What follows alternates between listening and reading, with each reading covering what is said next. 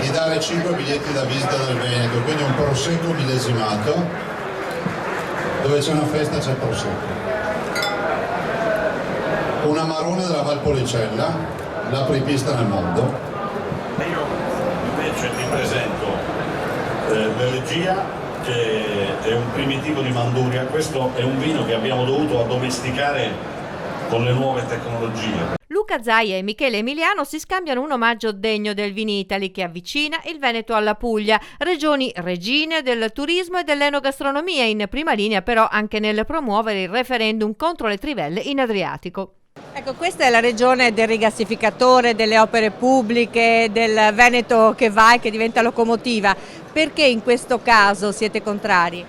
Ma guardi, semplicemente potrei risponderle perché dal mare arriva il 50% dell'ossigeno che tutti i giorni respiriamo, perché il mare va rispettato, perché prima ancora di perforare in mare si va a fare i sondaggi con l'air gun, che sono delle mega colpi che si danno ad aria, che rovinano ovviamente l'ambiente marino e disorientano i pesci e fanno un sacco di danni, perché abbiamo entro i 12.000 e 350.000 pescatori in Italia che vivono della piccola pesca, perché abbiamo il turismo che è la prima industria in Veneto. Penso che tutte queste giustificazioni siano più che sufficienti. È anche un'alleanza transpolitica tra voi e la Puglia? Beh sì, anche perché prima della politica vengono gli interessi dei cittadini e noi sia i veneti che i pugliesi vogliono il mare difeso. Abbiamo fatto un gemellaggio nel quale abbiamo scambiato vini e vitigni.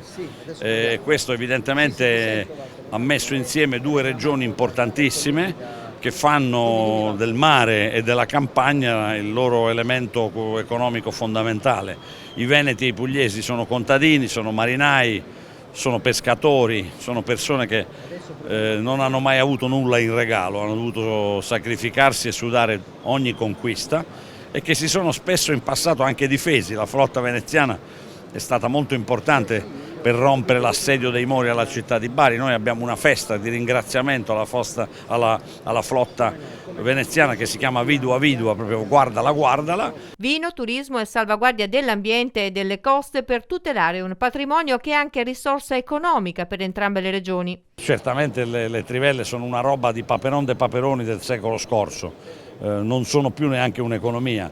Questa economia e quella del turismo sono la prima economia del mondo, non solo in Italia. Il petrolio è un'economia marginale in via di estinzione, ci auguriamo il più in fretta possibile.